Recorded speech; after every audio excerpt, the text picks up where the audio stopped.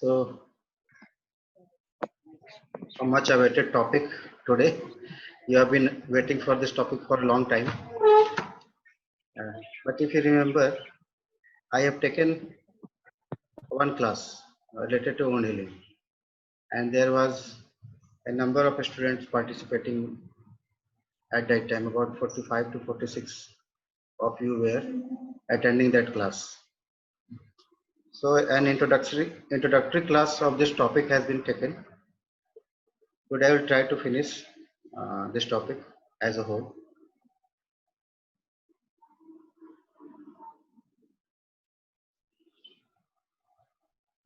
So, wound healing. Today's topic is wound healing naturally. Can anybody define wounds? What is wound?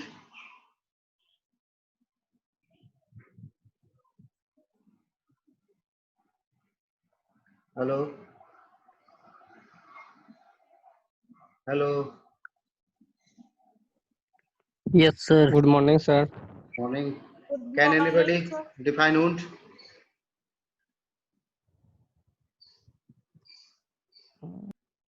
However, in a very simple language, wound क्या होता है? It is just a break in the continuity of the skin or tissue due to an external force. ठीक है? It is break in the tissue or skin due to some external force leading to discontinuity of the affected structure. That can be called as wound. Very simple. Okay. And can you define healing? What is wound healing? Anybody? So you can simply define wound healing. It is the response of the body. It is the response of the body against the wounds in an attempt to restore the injured part. Body का response है basically, जिसमें वो चाहता है कि जो हमारा injury हुआ है सेल में, टिश्यू में, उसको रिस्टोर करे as such resembling to a normal structure. बिल्कुल नॉर्मल की तरह बॉडी को पहले की तरह बना ले. ये एक अटेम्प्ट है wound healing. ओके. और before we should start wound healing, एक चीज जरूरी है कि for understanding wound healing you should have a fair knowledge of inflammatory process, different cells of inflammation, regarding cell cycle, regarding angiogenesis. That is some basic general knowledge. You must have a fair knowledge of some basic general pathology. That will help you in understanding wound healing. However, and also this is a long chapter. However, I will try to finish the whole story in this class. So first of all, I have introduced you about wound and what is wound healing. How can you define healing? So healing is the body response to injury in an attempt to restore normal structure and function. This is what wound healing means. Okay.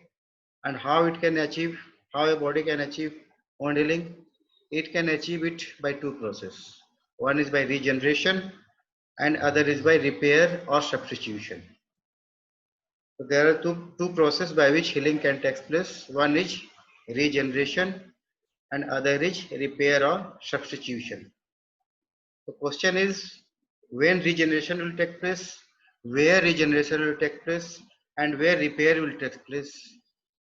So for understanding this, where the wound will repair and where the wound will regenerate, we must have the idea of dividing potential of a cell.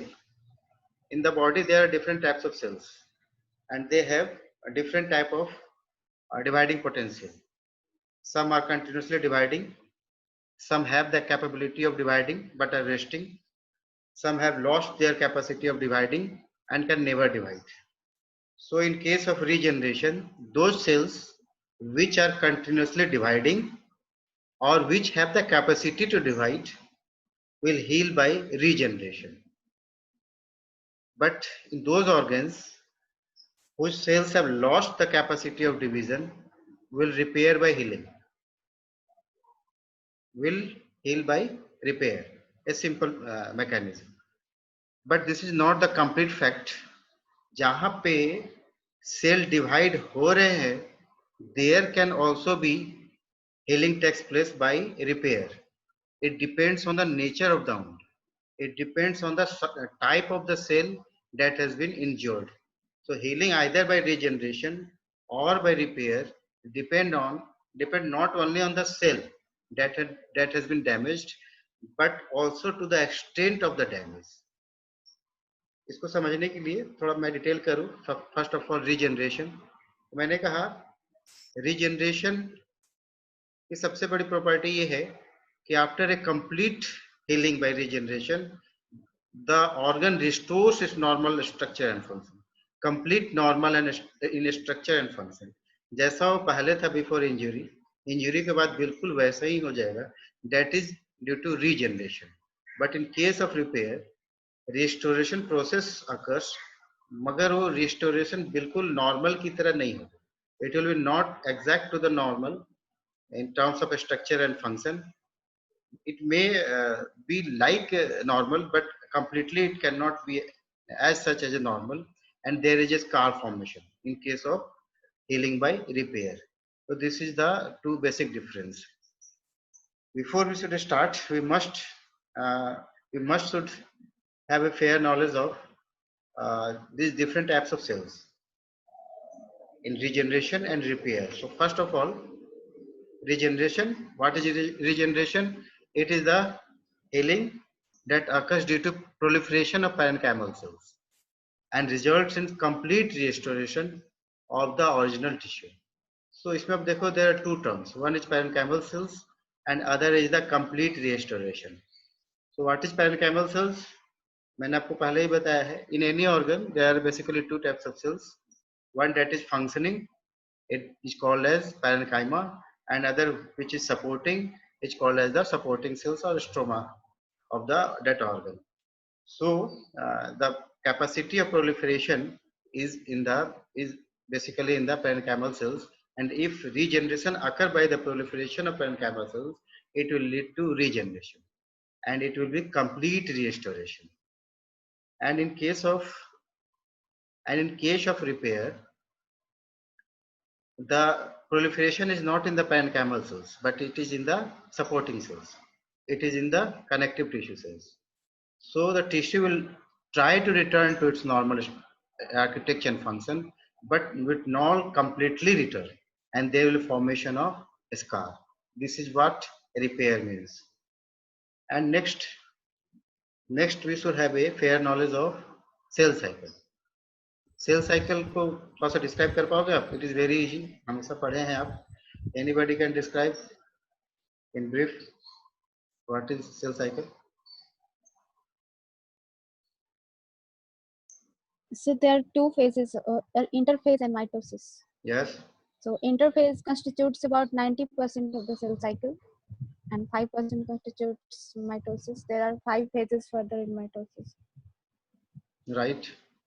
Anything else? So Okay. interphase is a active dividing preparation for the dividing, or it is replication of DNA and protein takes place in interphase. Right, very right. Actually this interphase is not a resting phase. It is highly metabolic active phase. हम लिखते जरूर है it is a resting phase, मगर division नहीं होता इसलिए resting बोलते हैं. But fact is it is highly metabolic active. यहाँ पे जैसा आप कह रहे हो, मेजर सेल साइकिल का पोर्शन इंटरफेस का ही होता है. एंड इन जीवन आप जानते हैं कि सिंथेसिस होते हैं डिफरेंट सेल कंपोनेंट्स के, प्रोटीन्स के. इन एस फेज बेसिकली डुप्लीकेशन और रेप्लिकेशन ऑफ जेनेटिक मटेरियल होता है. G2 में फर्दर सिंथेसिस प्लस कोई भी एरर हो उसको रूल आउट करते हैं और फाइनली सेल डिवाइड होता है. But you can see also a G0 और G0 फेज है ना. This is the stage where the cell division is arrested. Transiently it is arrested, permanently not, but it can be arrested on G1 phase. तो एक cell एक continuously dividing sales ये सारे phase से गुजरेंगे. G1, S phase, G2, mitotic phase. ऐसे cells होते हैं कंटिन्यूसली डिवाइडिंग सेल्स और लेवाइल सेल्स. जो सेल्स जी नॉट फेज में हैं मगर that can enter into this cell cycle after an stimuli, उनको कोई स्टिमुलाई मिले तब वो डिवीजन करना शुरू कर सकते हैं, यूजुअली डिवाइड नहीं करते, वैसे सेल्स को हम लोग स्टेबल सेल्स या क्विसेंट सेल्स बोलते हैं। एंड तीसरा तरह के सेल्स होते हैं that have lost their power of division, उसको स्टिमुलाई दीजिए मत दीजिए तो किसी भी तरीके से डिवाइड नहीं कर सकते, और थर्ड टाइप ऑफ सेल है दैट इज परमानेंट सेल्स। ठीक है, ये आप जानते हैं। तो first one is labile cells that is continuously dividing cells, second is stable cells और quiescent cells that do not divide but can divide in response to some stimuli, and third is the permanent cells. Okay, so example of labile cells are, anybody? Example of labile cells? RBC, sir. RBC do not So divide. bone marrow, Epithelial cells. Bone marrow cells, right? Epithelial cells. Epithelial cells. Yes. So in the intestine you can see the columnar cells which are continuously dividing. In the respiratory system you can see the epithelial cells that are continuously dividing. In the cervix, in the vagina, the epithelial cells are continuously dividing. So where there is physiological turnover, where tear and repair of the cells, there the cells are continuously dividing. Okay. Next is the stable cells. Can you give some example? Stable cells. liver cell, liver cells, Very heart good. cell, heart cells, Those parenchymal cells of liver, kidney, WBC, हाँ, ऐसे sales जो divide नहीं कर रहे हैं, जैसे hepatocytes do not divide but can divide. ठीक है, जैसे कि लिम्फोसाइट्स हम जानते हैं कि डिवीजन नहीं होता, but under the some stimulus they can divide. T lymphocyte, B lymphocyte बनने शुरू हो जाते हैं, मेमोरी सेल्स बनने शुरू हो जाते हैं। किडनी के सेल्स है, they can also divide in response to some stimuli. ऐसे सेल्स को हम लोग स्टेबल सेल्स या क्विसेंट सेल्स बोलते हैं। Last is the permanent cells. Give some example. Neuron cells हो गया और cardiac cell, Heart muscle cells हो गया, स्केलेटल cardiac मसल्स हो गए, स्केलेटल मसल्स हो गया सर। राइट। RBC, तो these are, ये कुछ बेसिक्स थे, you know about them. So moving forward, So lymphoid cells, stable cells हो गए. lymphocytes can divide, usually do not divide but they can divide. Okay, and the types of wound healing को basically दो part में हम divide करके पढ़ते हैं। कैसे होगा healing? That is by primary union or first intention, and second is by secondary union or second intention. Or in case in surgery department we may you may hear the third type of healing, that is by tertiary union. So in pathology basically we deal with the first intention, second intention, but third intention is basically due to tissue grafting. In some cases where the wound is very severe and a surgeon needs to graft the tissue, that is the third intention. But basically today we'll deal with first intention and second intention. What is this and where it will take place? So for healing by first intention there should be some basic criteria. ये healing first intention से कहाँ पे होगा उसके लिए कुछ basic let down criteria है, जैसे कि ऊन हमेशा क्लीन होना चाहिए, क्लियर होना चाहिए, रेगुलर होना चाहिए, कोई इन्फेक्शन नहीं होना चाहिए, मिनिमम लॉस ऑफ टिश्यू होना चाहिए, प्लस उनके जो एजेस होंगे, जो ऊंड्स की एजेस होंगे वो एक दूसरे से करीब लाए होंगे आप by help of some surgical sutures. तो well apposed edges of the wound, clean and clear wound, uninfected wound with a minimum loss of tissue, इस तरह के वुंड्स होंगे तो that will be heal by first intention. तो ऐसे wound कहाँ मिलेंगे? सर्जिकली प्रोड्यूस्ड वुंड, कोई ब्लेड, सर्जिकल ब्लेड से काटा गया हो, या very small lacerations, very regular type of lacerations, ऐसे केसेस में जो हीलिंग होंगे that will due to first intention. ठीक है, अब इस फर्स्ट इंटेंशन को अगर आप डिटेल में समझ लेते हो तो you will be understanding second intention in a very simple way. तो सबसे इम्पोर्टेंट ये है कि आप फर्स्ट इंटेंशन को बहुत ही कायदे से समझ लीजिए, फिर आपको सेकेंड इंटेंशन हो या थर्ड इंटेंशन हो, जो भी इंटेंशन हो उसमें ज़्यादा प्रॉब्लम नहीं होते। सारा स्टोरी फर्स्ट इंटेंशन में ही बेस्ड है। So we will deal with the first intention. इससे पहले जो हम लोग बातें कर रहे थे वो ऐसी चीज थे जिसको आप बुक से पढ़ के आसानी से समझ भी सकते हो, मगर from here onward things are becoming very technical. और मैं आपसे कह रहा था कि आपको एक बेसिक होना चाहिए for inflammatory process, inflammatory cells, angiogenesis, इस तरह कुछ बेसिक बातें अगर आपको पता होंगे तो समझना शुरू हो जाएगा। तो इसको समझ सकते हो। इसको समझने के लिए will take a slide. In this slide you can see different stages of wound healing. What is this? Bleeding, inflammatory stage, proliferative phase and remodeling stage. इस स्लाइड में आप देख रहे हो कि 4 स्टेज में हमने इसको बांटा हुआ है। फर्स्ट इज ब्लीडिंग और homeostasis phase, second is inflammatory phase, third is proliferative phase and fourth is remodelling phase. मगर इसमें आपको पूरी आजादी है, आप इस फेज को और जोड़ सकते हैं, घटा सकते हैं। दूसरी बात यह है कि इसमें कोई क्लियर कट डिमार्केशन नहीं है कि इतना टाइम तक ब्लीडिंग होगा, इतने टाइम तक इंफ्लेमेटरी होगा, इतने टाइम तक प्रोलिफरेटिव फेज होगा, उसके बाद लास्ट फेज होगा। ये सब एक दूसरे से ओवरलैप होते हैं। तो just for the study convenience हम लोग इसको ऐसे 4 फेज में, 3 फेज में, कुछ बुक्स में 3 है, कुछ में 4 है, कुछ में 5 है। तो यहाँ पे आप 3 है, आप अपने स्टाइल से इसको एक्सप्रेस कर सकते हो स्टेजेस को। तो हमने ऐसे 4 फेज में किया है, लेकिन यूजुअली बुक्स में 3 फेज में होते हैं और ब्लीडिंग फेज को छोड़ देते हैं। They start from inflammatory phase, proliferative phase, remodelling and maturation phase. वैसे 3 फेज में डिवाइड करके पढ़ते हैं। मगर मैं आपसे फिर कह रहा हूँ कि अगर किसी ने आपसे पूछ लिया तो आप वहाँ पे लिखने को आजाद हो अपने स्टाइल में। यहाँ पे कोई रिजिड मामला नहीं है कि यही 4 फेज होना था, यही 5 होना था। स्टोरी तो सेम ही होंगे, फेजेस अपने स्टाइल से आप इसको कर सकते हैं। प्लस ये ओवरलैपिंग है, एक दूसरे से ओवरलैपिंग है, कोई टाइम ड्यूरेशन फिक्स नहीं है, यहाँ पे ये होगा, यहाँ पे ये खत्म होगा। ठीक है, तो हम लोग शुरू करते हैं इस स्टोरी को। तो से for example in cutaneous wound, एक स्किन है, उसमें एक शार्प इंसिजन लग गया। ठीक है, अब सबसे पहले क्या होगा, एक स्किन में एक शार्प इंसिजन लगा है तो आप जानते हैं सबसे पहले शरीर कैसे रिस्पॉन्स करता है, बाय ब्लीडिंग। नेचुरली वहां पे ब्लीडिंग होगा।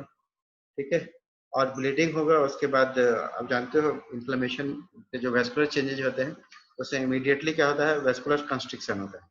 For a moment there is vascular constriction, बाद में वेसोडाइलेशन हो जाते हैं, लेकिन under the influence of thromboxanes और प्रोस्टाग्लैंडिन्स एकदम इमीडिएट होगा वेसो कंस्ट्रिक्शन। जहां से ब्लीडिंग शुरू हुआ है उस ब्लड वेसल्स को आप कंस्ट्रिक्ट करते हैं कि फर्दर ब्लीडिंग नहीं हो। It is a part of homeostasis. ठीक है, प्लस अब ये जो ब्लीडिंग आ गया, जो ब्लड आ गया, जो हेमरेज आ गए इन द कट एरिया में ऑफ द वुंड, उस ब्लड का क्या होता है, क्लॉटिंग होता है। आप जानते हो that is help by the platelets. तो प्लेटलेट्स एडहेयर होंगे कट एरिया में, cut surface of the blood vessels में भी, and that will help in the formation of blood clot. सबसे पहला काम ब्लीडिंग हुआ था, फिर ब्लड क्लॉटिंग हुआ था, that is a part of homeostasis. इस फर्स्ट फेज को आप ब्लीडिंग या होम्योस्टेसिस फेज भी बोल सकते हैं। ठीक है, अभी तक क्या देखा आपने कि ब्लड क्लॉट बन गया। अब इस ब्लड क्लॉट का बेनिफिट बहुत है, एकदम जरूरी था ये ब्लड क्लॉट होना। ब्लड क्लॉट बनने से वहां पे फिब्रिन, आप जानते हो कि फाइनली ब्लड क्लॉटिंग कैसे होते हैं, फिब्रिनोजेन कन्वर्ट हो जाते हैं फिब्रिन में। फिब्रिन क्या है, प्रोटीन के धागे हैं, मगर उसका टेंसाइल स्ट्रेंथ बहुत ज्यादा नहीं होता है, वो बड़ा वीक सा होता है। तो एक तो फायदा ये है फिब्रिन का कि ये कोशिश करेगा कि जो कट एंड्स है, जो अपार्ट हो गया एक दूसरे से, एक दूसरे को बांधने का कोशिश करेगा। एक प्रोटीन का धागा जो दोनों एंड्स को बांधने की कोशिश कर रहा है, लेकिन फिब्रिन बहुत कमजोर होता है, बहुत अच्छा काम ये नहीं कर पाएगा, लेकिन एक कोशिश करेगा। तो पहला काम तो ये हो गया आपका ब्लड क्लॉट का।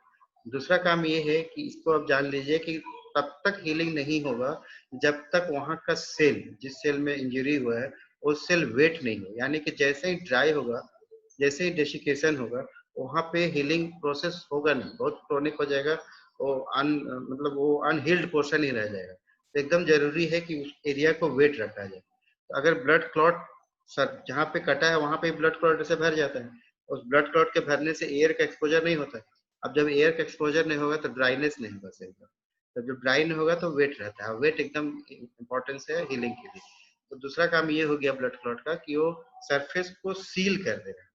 सील करने के वजह से एयर एक्सपोजर नहीं हो रहा है कट एरिया का, जिसके वजह से ड्राइनेस नहीं हो पा रहा है सेल्स का, जिनको हीलिंग होना है।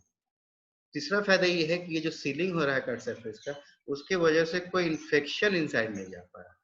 ठीक है, कोई इन्फेक्शन उसके अंदर नहीं जा पा रहा है।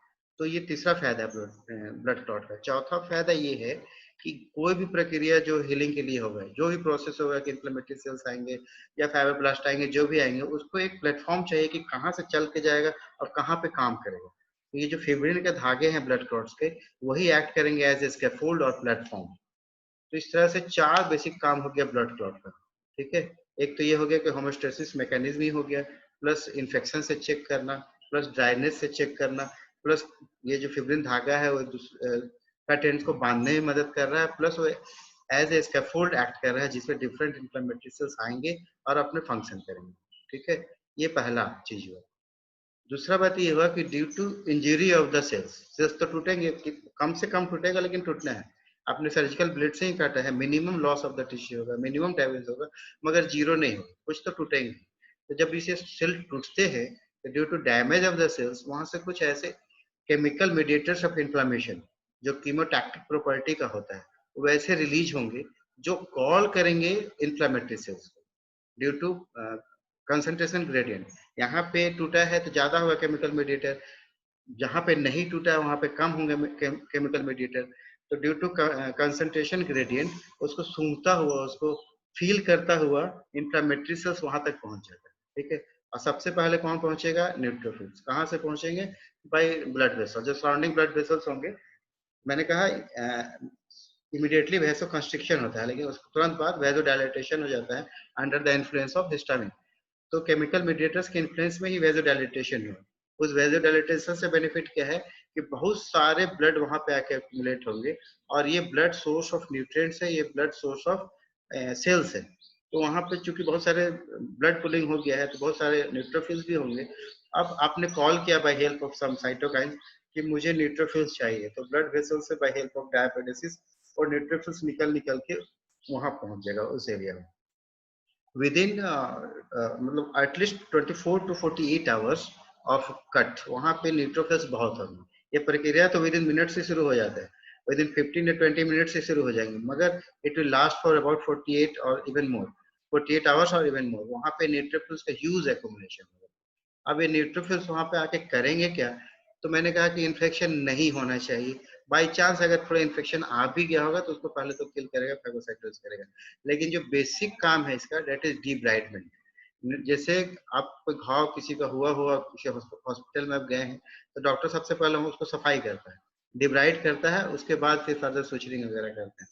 तो ये फिजियोलॉजिकल डिब्राइडमेंट है, यानी क्लियरिंग ऑफ द डेब्रिज। जो टूटे हुए सेल्स है, जो सेल्स मर गए हैं ड्यू टू ट्रॉमा, उस सबस को हटाना है, उस डेब्रिज को हटाना है। तो इसको आप चाहो तो सेकेंड स्टेज कर सकते हो या थर्ड स्टेज बना सकते हैं ड्यू टू इन्फ्लेमेशन। पहला इन्फ्लेमेटरी हो गया, तीसरा हो जाएगा क्लियरेंस या डिब्राइडमेंट। तो कौन कर रहा है? ये न्यूट्रोफिल्स कर रहे हैं। टूटे हुए cells, damage cells, dead cells, उन सबको खा के हटाना, और जब तक नहीं हटाएंगे प्रॉपर हीलिंग होगा भी नहीं। ये आप जानते हो, ये सिंपल सा मैकेनिज्म है जो आपने देखा है हॉस्पिटल में डॉक्टरों को भी करते हुए। तो डिवाइड करते ही है, वहां से सारे डेड सेल्स को हटाना ही पड़ेगा ताकि जो रिपेथिलाइजेशन है, जो प्रोलिफरेशन सब सेल्स है, वो आसानी से एक दूसरे से इंटरलॉकिंग हो पाए। अगर बीच में कुछ टूटे मरे सेल्स होंगे तो इंटरलॉकिंग ही नहीं हो पाएगा। तो डिब्राइडमेंट क्लियरेंस का काम है न्यूट्रोफिल्स का फॉर अबाउट 48 आवर्स। लेकिन जैसे ही 2 दिन के बाद अब देखोगे उसके बाद जो केमिकल मीडिएटर्स जो रिलीज होते हैं वो डिफरेंट हो जाते हैं। Initial chemical mediators, initial chemotactic factors ऐसे होते हैं जो न्यूट्रोफिल्स को कॉल करता है। बाद के जो कीमोटैक्टिक फैक्टर्स होते हैं वो मोनोसाइट्स को कॉल करना शुरू कर देते हैं, and these monocytes in the tissue are called as macrophages. अब जानते हो उसका शेप भी चेंज हो जाता है, थोड़ा फंक्शन भी चेंज हो जाता है। तो अब क्या हो जाएंगे कि मैक्रोफेजेस अबाउट थर्ड डे या 78 आवर्स के आसपास अब देखो कि मैक्रोफेज का एक्यूमुलेशन वहां पर शुरू हो गया।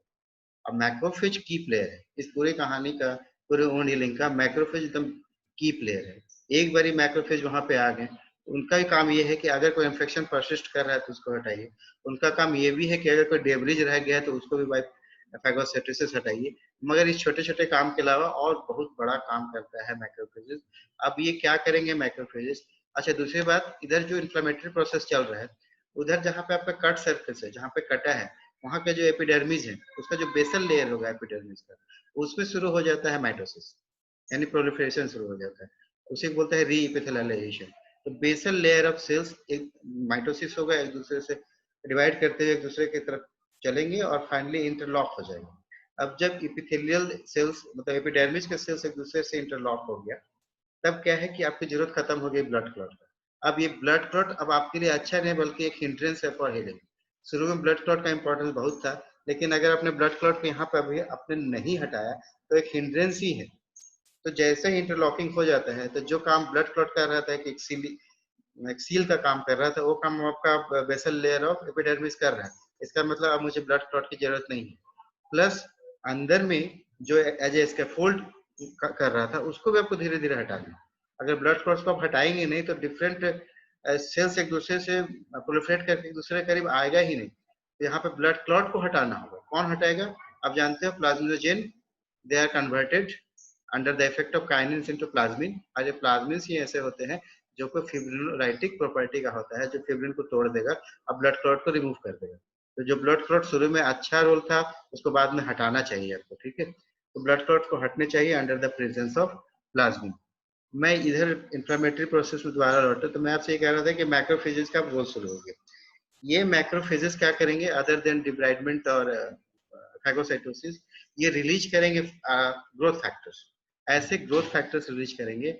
ये ग्रोथ फैक्टर का लिस्ट लंबा है, अगर मैं उसमें घुस जाऊं तो आपका मतलब वुंड हीलिंग एक चैप्टर मतलब एज ए चैप्टर बहुत लंबा हो जाएगा। तो मैं बहुत ज्यादा ग्रोथ फैक्टर को डील नहीं कर रहा, मैं कुछ ऐसे ग्रोथ फैक्टर्स रिलीज करता है macrophages, they will call fibroblast, ठीक है। अब फाइब्रोब्लास्ट वहां पे आ जाएंगे। फाइब्रोब्लास्ट आएंगे, फाइब्रोब्लास्ट का प्रोलिफरेशन होगा, फाइब्रोब्लास्ट फाइब्रोसाइट बनाएंगे, फाइब्रोसाइट्स फिब्रिन कोलाजन फाइबर्स बनाएंगे, डिफरेंट टाइप्स ऑफ फाइबर्स बनाएंगे जिससे बेसिक कोलाजन फाइबर ही है। तो जो काम अभी तक फिब्रिन कर रहा था उसके हट जाने के बाद अब यही काम कोलाजन शुरू कर देगा। अब कोलाजन स्ट्रॉन्ग थ्रेड्स होते हैं प्रोटीन के, उसमें टेंसाइल स्ट्रेंथ बहुत होता है। एक काम तो ये कर रहा है वो कि जो कट एजेस है उसको एक दूसरे से बांधने का कोशिश कर रहा है जब तक फिब्रिन कर रहा था। प्लस एज ए स्कैफोल्ड अब कोलाजन काम करेगा। अब फिब्रिन डिसॉल्व हो गया, हमने हटा दिया ब्लड क्लॉट को बाय हेल्प ऑफ प्लाज्मिन, ठीक है। तो जो फाइब्रोब्लास्ट आएंगे, जो फाइब्रोसाइट्स होंगे वो फाइबर फॉर्म करेंगे। सिर्फ फाइबर फॉर्म नहीं करेंगे, एक्स्ट्रा सेलुलर मैट्रिक्स भी फॉर्म करेंगे जिसको ग्राउंड सब्सटेंस भी बोलते हैं, ठीक है। तो ground substance in the collagen fibre ये सब वहां पे एक्युमुलेट होने लगेगा, एकदम स्कैफोल्ड हो जाएगा और एक मजबूत धागा दोनों का टेंट्स को आपस में बांध देंगे, ठीक है, कोलाजन फाइबर्स। तो अब क्या देख रहे हो यहाँ पे क्या एक्युमुलेशन हो गया in the time period of 3 to 5 days. अब देखोगे मैक्रोफेजेस प्लस फाइब्रोसाइट प्लस उसके जो प्रोडक्ट्स थे कोलाजन फाइबर्स और फाइब्रोनिक्टिन प्लस ग्राउंड सब्सटेंस, ये सारे वहां पे आके बिल्कुल सीवियर मतलब मैसिव एक्युमुलेशन हो जाता है उस एरिया में, ठीक है। और मैंने अभी तक जैसे आपसे कहा था कि रीइपिथेलाइजेशन शुरू हो रहा है जहाँ पे basal layer of epidermis mitosis हो रहा था, प्रोलिफरेशन हो रहा था और बढ़ते हुए एक दूसरे से इंटरलॉकिंग कर रहे थे। अब ये जो डिवीजन है, ये जो रीइपिथेलाइजेशन है, अब ये पूरे लेयर ऑफ एपिडर्मिस में होगा। अभी तक सिर्फ बेसल लेयर की मैं बात कर रहा था, ये पूरे लेयर पे होगा, ठीक है। एक कंप्लीट रिस्टोरेशन होगा सरफेस पे और अंदर का प्रक्रिया तो चल ही रहा है, ठीक है। अभी अब देखिए क्या हुआ उस एरिया में, क्या हुआ कोलाजन फाइबर जमा हो गए, फिर नेक्टिन जमा हो गए, मैट्रिक्स जमा हो गए, फाइब्रोसाइट्स जमा हो गए, कुछ एपिथेलियल सेल्स हो गए, मैक्रोफेजेज हो गए, ये सारे एक जगह पे एक्युमुलेट हो गए। बहुत काम भी हो रहा है। अब बहुत काम हो रहा है, बहुत ज्यादा न्यूट्रिशन का भी जरूरत है। अभी तक अब काम लेने के लिए सेल को तो बुला लिया था आपने, लेकिन इतना न्यूट्रिशन नहीं मिल पा रहा है उसको जितना चीजों को आपने बुला लिया है। इसका मतलब ये हुआ कि अब उनको चाहिए ब्लड सप्लाई, उस एरिया को चाहिए ब्लड सप्लाई। अब ये ब्लड सप्लाई को बनाना हो, इसी को हम बोलते हैं एंजियोजेनेसिस। एंजियोजेनेसिस बनाने के लिए भी मैक्रोफेजेस का रोल है, ठीक है। ब्लड वेसल्स नया फॉर्मेशन हो वहां पे, उसका दो प्रक्रिया है और उसके लिए मैसेज भेजता है वो एरिया ही भेजता है। दो जगह मैसेज भेजता है, दो तरीके से ब्लड वेसल्स का फॉर्मेशन होता है। एक मैसेज तो जाता है जो सराउंडिंग ब्लड वेसल्स है उसको, कि आप मुझे अपना एक ब्रांच दो, यहाँ पे ब्लड वेसल्स रिस्टोर कीजिए। एक मैसेज जाता है सीधे स्टेम सेल्स ऑफ हेमोपाइटिक सेल्स का, जो हेमोपाइटिक स्टेम सेल्स है बोन मैरो का, उसको जाता है कि वहां से मुझे ब्लड वेसल्स चाहिए, ये अगर पूरा नहीं कर पाया तो मुझे वहीं से दीजिए। दो तरीके से एंजियोजेनेसिस, दो तरीके के मैसेज यहीं से जाएगा कट एंड से और मैक्रोफेजेज के द्वारा जाएगा। तो पहला प्रक्रिया क्या है कि जो सराउंडिंग ब्लड वेसल्स है उससे चाहिए आपको ब्रांच फॉर्मेशन, एक एक्स्ट्रा ब्रांच का फॉर्मेशन हो जैसे ये एक ब्लड वेसल्स है, ठीक है, ये इसका ब्रांच नहीं था लेकिन बन रहा है, स्टार्ट हो गया, ठीक है, एक स्प्राउट फॉर्मेशन हुआ, एक स्मॉल ब्लड वेसल्स का फॉर्मेशन हुआ जो बाद में जाकर बिल्कुल ब्रांच ऑफ ब्लड वेसल्स बन जाएगा। तो ये कैसे बनेंगे, इसके लिए सबसे जरूरी है कि जो सराउंडिंग ब्लड वेसल है उसका बेसमेंट मेम्ब्रेन का टूटना जरूरी है। जब बेसमेंट मेम्ब्रेन टूटेंगे तभी तो एंडोथेलियल सेल्स माइग्रेट करके प्रोलिफरेट करके आगे बढ़ेंगे, ठीक है। तो वैस्कुलर एंडोथेलियल ग्रोथ फैक्टर्स के इफेक्ट में बेसमेंट मेम्ब्रेन के पास जो एंजाइम्स है, particularly zinc dependent metallo I do not remember that enzyme, लेकिन मेटेलो एंजाइम है बेसिकली जिंक डिपेंडेंट, उसके वजह से ये बेसमेंट मेम्ब्रेन ब्रेक होता है और ये ब्रेक होकर वहां से एंडोथेलियल सेल्स माइग्रेट करेंगे, प्रोलिफरेट करेंगे और अफेक्टेड एरिया की तरफ बढ़ेंगे। जैसे जैसे प्रोलिफरेशन होगा एंडोथेलियल सेल्स का वैसे वैसे ये आगे बढ़ता चला जाएगा। अब जब एंडोथेलियल सेल्स बढ़ रहे हैं तो बेसमेंट मेम्ब्रेन भी चाहिए, तो यहाँ पे भी कोलाजन फाइबर का रोल है, फाइब्रोब्लास्ट का रोल है, वो उसको बेसमेंट में बनाता चला जाएगा एंडोथेलियल सेल्स का, और फाइनली ब्लड वेसल्स बन जाएंगे, उस एरिया में ब्लड सप्लाई रिस्टोर हो जाएगा। एक बार ब्लड सप्लाई रिस्टोर हो गया, आपने स्टिमुलाई को बंद नहीं किया तो फर्दर ब्लड वेसल्स बनाता ही रहेगा। इसका मतलब हुआ कि फिर उसको रोकने के लिए भी चाहिए, अभी आपने ऐसे ग्रोथ फैक्टर्स रिलीज किए थे, ऐसे साइटोकाइंस रिलीज किए थे जो ब्लड वेसल्स को बनाना चाह रहा था, एक बार ये प्रक्रिया हो जाता है तो उसको रोकने के लिए दूसरे तरीके के साइटोकाइंस रिलीज करने पड़ते हैं कि फर्दर स्प्राउटिंग और एंजियोजेनेसिस नहीं हो। तो ये एक तरीका था ब्लड वेसल्स का। दूसरा तरीका जैसे मैं कह रहा था बोन मैरो से, ठीक है, तो कुछ एंडोथेलियल प्रीकर्सर सेल्स होते हैं, endothelial precursor cells that are produced by the hemopoietic stem cells. तो ये जब साइटोकाइंस वहां जाके स्टिमुलस देते हैं बोन मैरो, तो under the presence of endothelial precursor cells वो पहुंचते हैं यहाँ पे अफेक्टेड एरिया में, और फिर वो एंडोथेलियल सेल्स यहाँ पे अलग से ही एक ब्रांच बनाएगा, ठीक है। उसमें जरूरी नहीं कि जो प्री एग्जिस्टिंग ब्लड वेसल्स के एंडोथेलियल सेल्स का माइग्रेशन और प्रोलिफरेशन हो, वहां पे जो मतलब एंडोथेलियल प्रीकर्सर सेल्स ईपीसी जो आए हैं वो ईपीसी यहाँ से निकल के आएंगे ब्लड वेसल से, और वो अलग से प्रोलिफरेट करके माइग्रेट करके वहां पे एक नया ब्लड वेसल्स बनाएगा। तो दो तरह से एंजियोजेनेसिस होगा, ठीक है। तो फाइनली आप क्या देख रहे हो कि उस एरिया में ब्लड वेसल्स का फॉर्मेशन हो गया, फाइब्रोब्लास्ट हो गए, डिफरेंट टाइप्स ऑफ फाइबर्स हो गए, फाइब्रोनेक्टिन हो गए, इंफ्लेमेटरी सेल्स हो गए, एपिथेलियल सेल्स हो गए। ये जो एक्युमुलेशन हो रहा है उसी को हम लोग बोलते हैं ग्रेनुलेशन टिश्यू। कोई आपसे पूछे what is granulation tissue, it is the hallmark of wound healing. Healing होगा तो ग्रेनुलेशन टिश्यू बनेगा, थोड़ा बने या ज्यादा बने, डिपेंड करता है कि किस तरह का वुंड है। इस केस में जो मैं सर्जिकल वुंड क्रिएट कर रहा था वहां पे नेचुरली थोड़ा ही बनेगा, लेकिन ग्रेनुलर टिश्यू तो बनना है, ठीक है। एंड कोई पूछे आपसे कि इसमें कंपोनेंट्स क्या होंगे, तो मैंने आपको बताया। प्लस ये दिखते कैसे हैं, ये बहुत सॉफ्ट होते हैं, पिंक होते हैं और ग्रेनुलर अपीयरेंस होता है। इनका जो नोमेनक्लेचर है that is based on it's morphology, जो इसका आर्किटेक्चर है उसी पे इसका नाम है। Granular appearance, soft and pinkish, उसको हम लोग बोलते हैं ग्रेनुलेशन टिश्यू, ठीक है। अभी मेरे पास 4 मिनट है, मैं आपको ऐड करूंगा, ये खत्म हो जाएगा, ठीक है, थोड़ा रह गया है।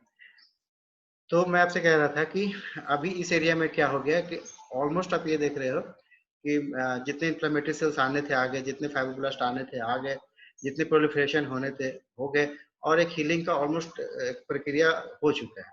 अब सिर्फ उसको रिस्टोर करना है as such towards normal, normal की तरह हो जाना चाहिए, उसी को हम लोग बोलते हैं रीमॉडलिंग। इसमें एक चीज अब याद रखो, जो शुरू में आपको बड़ा फायदेमंद लग रहा है कि न्यूट्रोफिल आना चाहिए, मैक्रोफेजेज आना चाहिए, ब्लड क्लॉटिंग होना चाहिए, फाइब्रोब्लास्ट आना चाहिए, ब्लड वेसल्स बनना चाहिए, बाद में उसी सबको सबसाइड करना होगा, तभी वो कंप्लीट रिस्टोरेशन होगा। नहीं तो हीलिंग प्रक्रिया तो चलता ही रहेगा, और जब चलता ही रहता है किसी किसी केस में, तो क्या होता है कि ग्लेसर टिश्यू बहुत ज्यादा बन जाता है, जितना जरूरत था उससे बहुत ज्यादा बन जाएगा, इवन कट सरफेस एरिया के ऊपर तक वो अपेयर होने लगेगा, उसी को हम लोग बोलते हैं प्राउड फ्लेश। तो जो अच्छा है विथ टाइम उसको फिर हटाना है, नहीं हटाएंगे तो फिर अपनी मुश्किल खड़ा कर देगा। तो excessive granulation formation will lead to formation of proud flesh, ये एक ऑब्जेक्टिव में आता है। प्लस कनेक्टिव टिश्यू भी जो बन रहा है, जो कोलाजन फाइबर बन रहे हैं, उसका भी जब काम खत्म हो जाए तो उसको भी रोकना है। अगर आपने नहीं रोका तो फाइबर बनते ही चले जाएंगे, जब फाइबर बनते ही चले जाएंगे तो उससे जो फॉर्मेशन होता है, जो जो टर्म उसको हम लोग देते हैं उसको बोलते हैं keloid, excessive formation of collagen fibre. तो स्किन के ऊपर अपियर होने लगेगा स्कार मार्क की तरह, बिल्कुल। कभी कभी आपने देखे होंगे कुछ लोग का कट जाता है तो ऊपर एकदम टच करोगे तो एकदम सॉफ्ट लेकिन हार्ड सा ग्लिसनिंग फाइबर का बना हुआ, उसी को हम लोग बोलते हैं कोलाइट। तो कोलाइट हो जाता है। ग्रेसर टिश्यू होगा तो पिंकिश कलर का होगा, लेकिन जब कोलाइट होगा तो फाइबर होगा, तो स्किन जैसा ही होगा लेकिन टेक्सचर थोड़ा अलग होगा और बड़ा हार्ड से होता है। ये आपने देखे होंगे टिश्यू में। तो जो अभी तक हमारे लिए अच्छा था, अब उसको धीरे धीरे हटाना है, सब चीज को सबसाइड करना है, उसी को हम लोग बोलते हैं रिमॉडलिंग। ठीक है, रिमॉडलिंग हो रहा है, मैचुरेशन हो रहा है, जो लास्ट फेज है हमारा। ठीक है, और रिमॉडलिंग क्या है बेसिकली, जो अभी हड़बड़ी में फाइब्रोब्लास्ट जो कोलाजन फाइबर बना रहे थे और बनाता चला जा रहा था, वो सोच नहीं रहा था कि मुझे किस तरह से इसको यूज करना है, बस वो बनाता चला जा रहा था। अब जब वो अपना अपना काम अचीव कर लेता, तब ये सोचने लगेगा कि इसका प्रॉपर यूज मैं कैसे करूं। तो प्रॉपर यूज ही है रिमॉडलिंग। उसके बाद ऊन का कॉन्ट्रेक्शन है, जिसको हम लोग मैच्योरेशन बोलते हैं। तो proper use of collagen fibres का ये मतलब हुआ कि जो उसका अलाइनमेंट है, जो कोलाजन फाइबर आपने बनाया है उसका अलाइनमेंट। तो इनिशियली जो कोलाजन फाइबर बनते हैं वो हैप्पैज़ार्ड होता है, कोई इधर होगा कोई इधर होगा, ज्यादातर वर्टिकल होते हैं वून सरफेस से। तो इसका अगर आप प्रॉपर अलाइनमेंट करते हैं कोलाजन फाइबर का, प्लस इनिशियल जो फॉर्मेशन होता है कोलाजन फाइबर का, कोलाजन टाइप 3 होता है, लेकिन अब वो कन्वर्ट हो जाएगा कोलाजन टाइप 1 में। Proper alignment and conversion of collagen type 3 into type 1, उसी को हम लोग बोलते हैं मैचुरेशन, उसी को हम लोग बोलते हैं रिमॉडलिंग। और एक अनदर थिंग है, उसको हम लोग बोलते हैं वुंड मैचुरेशन। टाइम थोड़ा कम है, मैं अभी जोड़ के आपसे बातें करूंगा। यहाँ तक कोई प्रॉब्लम है तो डिस्कस कर लीजिए, अभी 1 मिनट है मेरे पास। Any problem?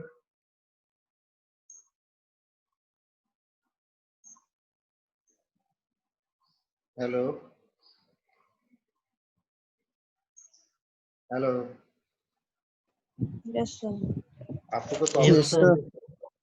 मैं अभी लगातार बोलता चला जा रहा था, मोनोटोनस सा हो गया था, इसीलिए मैंने थोड़ा सा ब्रेक दिया है। आपको कोई प्रॉब्लम हो तो थोड़ा डिस्कस कर लीजिए, तो फिर हम लोग इसका जो बचा कुछ है हिस्सा है उसको पूरा करेंगे। लिखा हुआ है हर चीज, बहुत चीज तो मैं नहीं लिखता, लेकिन most of the things has been written. आप उसको देख लीजिएगा, मैंने अपने स्टाइल में उसको पूरा कर दिया, आप उसको पढ़ लेना। एक स्टोरी की तरह फ्लुएंसी के साथ मैंने पूरा कर दिया, जो आपको याद हो जाए। बाकी आप अपने वर्ड्स में लिखने का तरीका वगैरह पढ़ लीजिए। कोई डाउट है तो पूछ लीजिए, और मैं री ऐड करूंगा अभी आपको। अभी 15-20 मिनट है हमारे पास, कोई डाउट हो तो बताओ। सर ये प्राइमरी यूनियन का पूरा बताए हैं या फिर? थोड़ा लाउड बोलिए आप। सर प्राइमरी यूनियन का ये